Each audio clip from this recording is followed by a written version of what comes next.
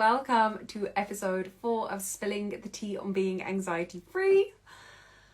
This is a space where, over a brew, I share with you the journey to getting to this space where I have a pretty good idea of who I am, what I'm here to do, and so my work gets to flow through me into the world to create the impact and the income that it's meant to. I love exploring together how we get to figure out who we are and what we're here to do. I've just been on a one-to-one call with somebody and this has inspired me to share this. She is a goddess in the most unconventional ways, but she is brilliance personified. And she has the most established, brilliant business that gets to be so much more. And we were exploring this together. And one of the biggest limiting things that came up, so we have this conscious brain where everything comes through and that's how we live out this world. We have this unconscious space where every belief, every story, every value that we have sits. The only reason it sits there so prominently is because we have established rules around these beliefs, around these stories, around these ways of being for so long that we believe them to be truth.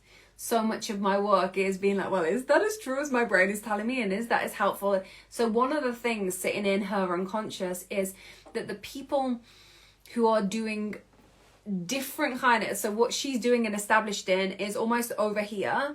And she wants to move it into this space of creating a personal brand and raising brand awareness and having her brilliance come through that, because that's a really beautiful, organic, aligned way of creating her work. And the biggest thing that is in her way is the idea that she has to have all of her stuff together. She has to have all of her life in order because she's looking out at people who are crushing it with their brand, with brand awareness and all.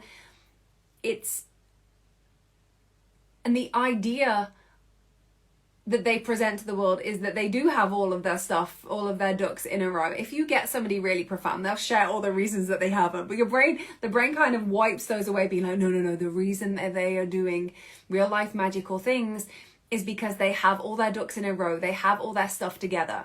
And the reason that I don't is because I don't. The reality of this human existence is none of us have got our stuff all together all of the time, especially those of us who are neurodiverse, which is most people who have a brain that likes to overthink, that likes to overachieve, that likes to get results, like hard, tangible results, and do a really good job, like 10x things.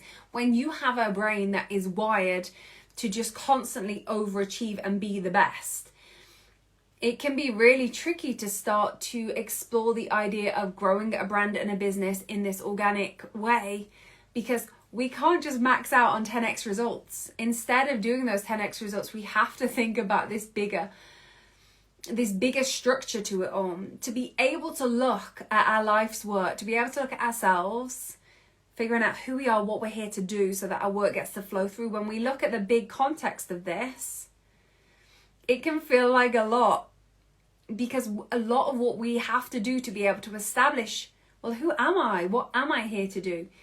Is to take action without certainty, is to move into spaces where we feel uncomfortable and we're saying to ourselves, I'm not sure if this is entirely aligned. I don't know what the end result of this is going to be, and that makes me feel uncomfortable. And I don't truly want to move towards it because I don't know. What we know in this world is if we want our work of who we are and what we're here to do, to travel far and wide, to create the impact and the income that it's here to be able to do that, we need to be really narrow, especially at the beginning, in what we're talking about and who we're talking to. And we're not going to have clarity on that to begin with. So really gifted people who usually are overachieving and get everything, it's literally impossible to overachieve at this to begin with because you don't know. I don't know truly what I'm here to do and who I'm here to be. I know at this point, and all I can do is show up in this knowledge of who I am today and what I know I'm here to do today, and share that. And that has to be enough. That's a big ask for most humans, especially overthinking, overachieving humans. We don't want to play in this realm. We want to achieve. So the idea of, oh, the only thing I get to know is what I know today, and I get to present that to the world, and that has to be enough. That seems like a big ask, and it is. And this is why I'm so obsessed with growing a business, a brand business where it's got you at the heart and the center of it. You are the heartbeat of your work. Sharing that in the world in this way is a vulnerable thing to do. That's why so many of us get stumped and get stuck in it. It's like, I don't want to. What helps me is the fact that I know when I can hear my conscious brain telling me, this is something that you can't do. This is something that you can't access. This is something that feels too much, too big. You're not sure of what the end result is. When it's those kind of thoughts, I know it's my conscious brain. And when I can tell it's my conscious brain getting in the way, then I know that's the ideal self as I describe it in my work. So, for so often, we as overachievers and overthinkers, we lead with this ideal self notion of we think we know who we're meant to be. We think we know who we're meant to be to create a business that creates massive impact, massive income. We think we know what that looks like. We look into the online spaces,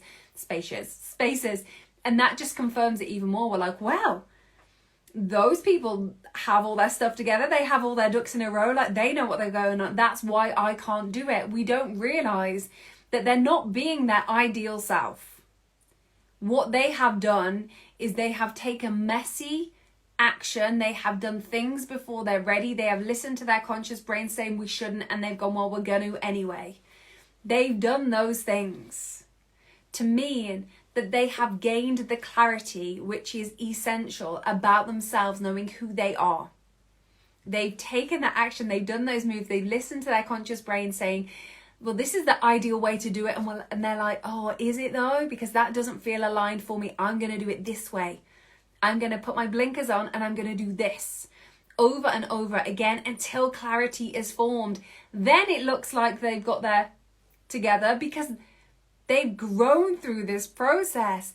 If somebody is killing it in their business, and I don't just mean money, you can speak to so many business owners, and I do frequently, that have made so much money and yet they don't have this happen. When you look at business owners who have this full picture of knowing who they are, knowing what work they're here to deliver and letting it flow through them in this organic way that feels like an extension of them, those people are the people I'm talking about here. They have got there by knowing that they're not going to know what to do, by knowing that there are going to be phases and stages in their business where they have got no idea and they feel like they are the least people with their ducks in a row. But they've moved and they've learned and they've adapted. And every time that conscious brain, where that anxious avatar lives, that ideal self version of like, oh, should I be doing this? They're doing this, they're doing that. Like, does that mean I need to? Every time we see ourselves doing that, every time they see themselves doing that, they're like, oh, no, I don't want to listen to that anymore. I lived my life from that space for 30 years thinking there was a way to do life. Now, I'm like, I don't know. And I never feel like I've got my stuff together. I never feel like my ducks are completely in a row. But you know what? I'm willing to move and learn through it. The thing that allows me to do this is knowing my conscious brain is going to resist me, is going to tell me, well, you don't know what you're doing. You haven't got it all organized. You haven't got it all figured out. And I'm like, I know.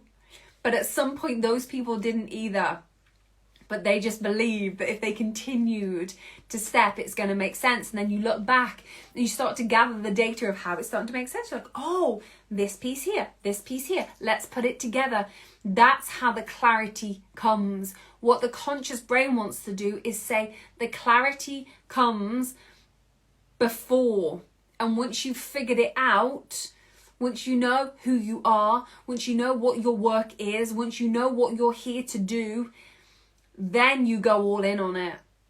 We will be waiting for all eternity if we wait for those moments. We have to recognize the conscious brain is going to lie to us and say, we'll do it when all our ducks are in a row. There's been a lot of duck chat, hasn't there? And what we have to do is say, I don't think so. I cannot. How I define this, and this is like literally the step by step, this is what I'm going to be spending a lot of time talking into on Spill the Tea, but on being anxiety free. Because this is the foundation of recognizing when we're in our conscious brain, when we're thinking there's an ideal way to do this, but that's not true. I call her Frances. Let me get a picture of Frances before I start talking about her. Well, she's on my wall. Frances, she's like a little monstrous fiend. Let me give you the summary on her, actually. The leading lady of your life. Frances is the third and final part of our trio of terror, the other two being, well, there's Frances, Triggered Toad, and Monkey Bob. Frances is the third and final part of that trio that's in the conscious brain, the third of the deadly spokes in the human brain wheel. Frances is a fiend.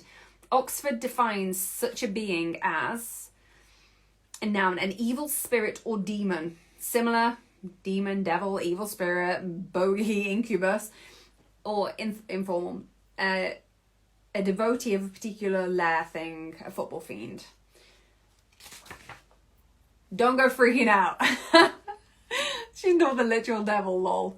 She's just devil-like in her behavior towards you. She's also a freaking devotee of keeping you alive and being on permanent high alert for any gnat fart hint of death threats towards you. The word fiend is a perfect summary of Frances.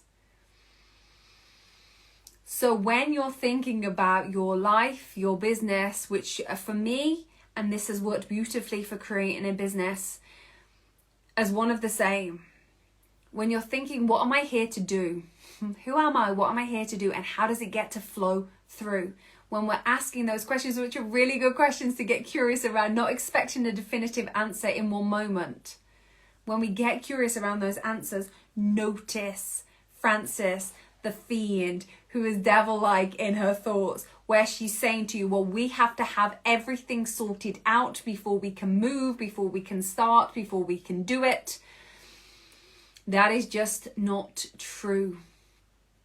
And noticing her, getting that distance, and noticing her when she's spouting the stuff that you don't want to believe anymore, but you still do, I still do, because she's there, she's in the human brain, but we start to get curious around it. That is a tremendous step. And then, if you're feeling super inspired, take action in the opposite direction of what Frances is telling us. So if she's saying you need to be really organized, you need to be able to see the long game, you need to see the absolute of where this is all stacking up to, you need to know your content pillars, you need to know your brand, you need to... Like, she's a lot, isn't she?